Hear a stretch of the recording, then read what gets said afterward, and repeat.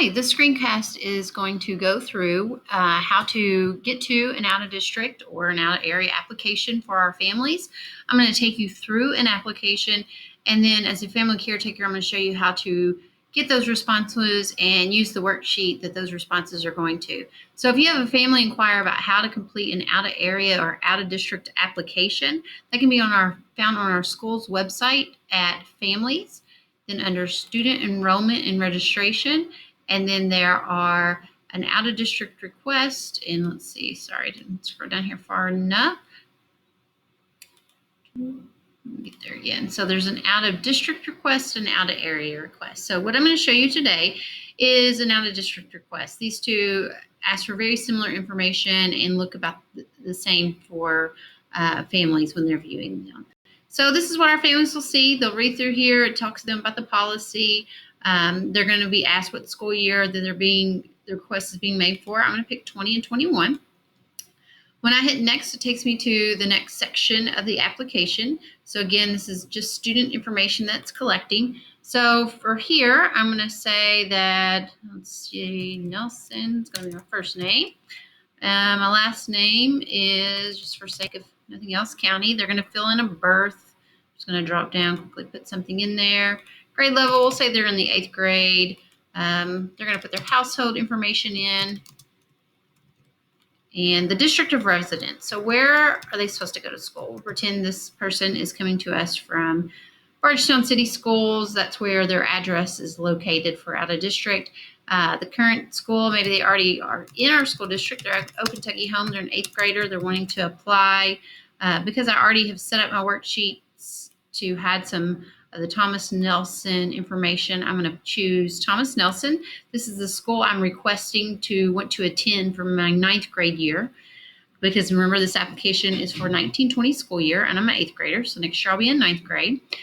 Does the student have a sibling who currently attends the school being applied for, or have a sibling who already attends Nelson County schools? I'm going to say I do not.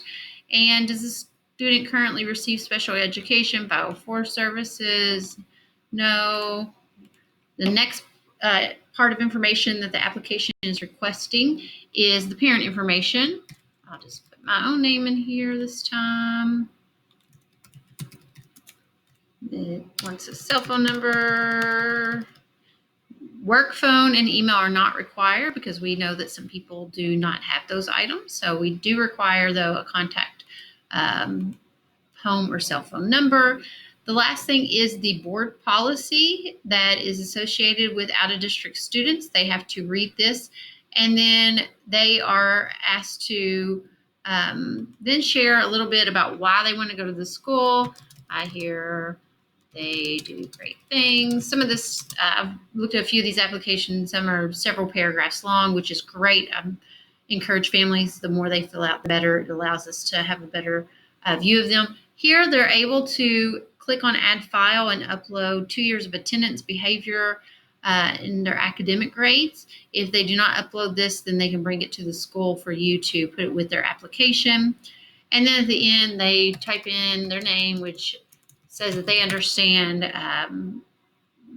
about the assignment and the policy. So when I hit next, it's going to give me one final information about the appeal process. So they are denied at the school level. They may submit a appeal to the Board of Education, specifically coming towards me. So I'm going to hit submit. I agree to all that, and boom, I've created it. So where did it go from here?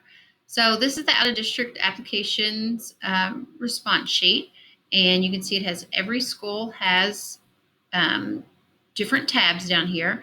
But what I'm going to show you, this is where all of the application responses have gone since we began this process.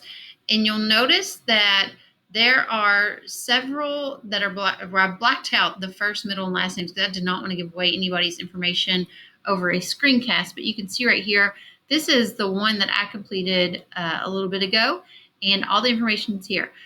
I'm going to warn you all that if you change anything on this all data spreadsheet for anybody, it can make some drastic changes to other people's spreadsheets. So try to stay out of the all data spreadsheet. This just collects every single application. From here, You can then go, I'm going to go to Thomas Nelson. And what this has done, it's taken the spreadsheet, and if you look in cell A1, there's this big long formula. If you delete the formula, you delete everything. What is in black right here, I've hidden. Those are actually application information that have already been put into the system for Thomas Nelson. But you can see I went in and did 2 bogus applications, one before I began the screencast and one that I just went through with you guys as I was doing it. So here's the one that I just did. It timestamps it. It tells you what date I did it on. It tells you what time. It tells you what school year I'm requesting. My first, if I'd put a middle name in, that would have been there. Date of birth. You can see all the way through here. Everything that I have going on. If I had uploaded my information, then I could go here and click on it, and you could see my attendance, grades, behavior, those things. So I can go all the way over here. And so everything from column A, which was way back here, to column V is filled in by the form that I just completed. I want to show you, though, if you do anything between A and V, so if I were to write right here, awesome student, like I'm making a note to somebody, and I hit enter, notice everything just went away. Because I took some information and tried to put it into the form that was being fed into this spreadsheet, it no longer exists. So I cannot do that. So I'm going to hit undo. Everything's going to come back. The only places that you guys can type any information is over here, starting in column W over to Z. Everybody's spreadsheet right now in column W for out of district has accept or deny. It's a quick little drop down that you can pick whether you deny or accept this person. Your principal can come in here and say horrible behavior, or maybe he needs to say something else, maybe does not meet attendance requirements, something like that. So this allows them to kind of talk back and forth. You might want to write in here, contacted parent on, 11, 13, 19. So as I'm writing and typing in over here, it does not impact anything else. All my information is still there. So only can type up to column V. So from accept and deny over, and this applies to the out of area application response spreadsheet as well. You cannot type in the spreadsheet or it will delete everything. At this time, we will not be accepting any paper applications for out of area and out of district. If we do this, it will not allow us to keep accurate results and records of those applications that we're trying to keep on an electronic sheet. So they must go online and complete the application. If they are struggling with it, they may come to the board office and we can help walk them through it. Kristen knows how to do this, and she can help them in the front office do that. So please, please, please be sure that you are not deleting or rewriting anything in the columns that are being fed by the information, and make sure that your notes are only being written over here past W, the accept and deny column. If you have any questions about how this process works or what else that we can do to improve it, please let me know. Check out the Ignite, our Caretaking Ignite book. Go ahead and click on that. Oh, that's not it.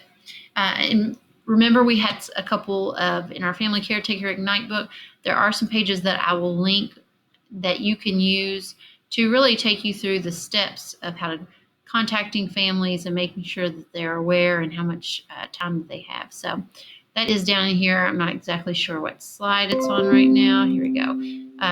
Currently it's on slide 17, so you'll be able to read through what we decided to do on shared leadership process and what's driving these decisions. And then lastly, the family care communication and how that process should be followed. So again, if you have any questions, please